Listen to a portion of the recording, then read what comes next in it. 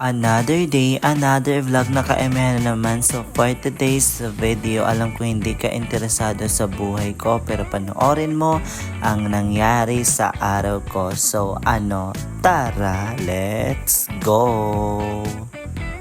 Tingin mga ladies!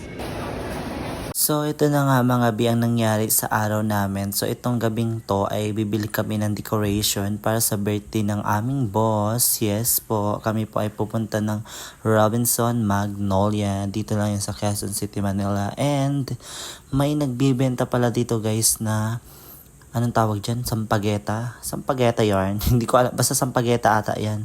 Tsaka sobrang hinahabol talaga kami ng mga bata kasi akala nila rich kami. Hindi kami rich. And so, ayun yung mga papasok na nga kami dyan sa SM.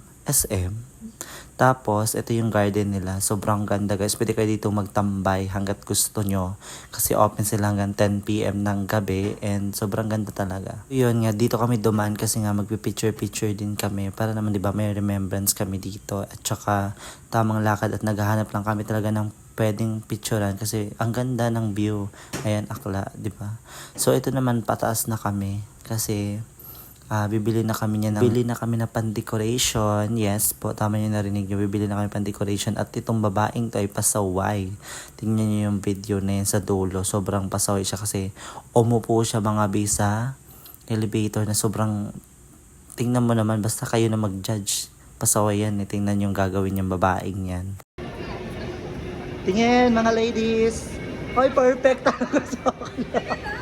Katapos ngayon mga binaghanap na kami dito ng mga balloons at saka yung iba pang pan-decoration. So, hanap kami ng hanap kasi wala kami nahanap na pang-blow ng balloons at pagpasensya yun ay lalamunan ko kasi sobrang sakit. Kasi nga, uminom kami kagabi. So, ayun nga. Tapos yan, naghanap kami dito sa baba. And then, nagutom na nga kami. So, bumili din kami ng donut. At eto na, nakapag-decorate na kami. So, hanggang dito, don't forget to follow and share.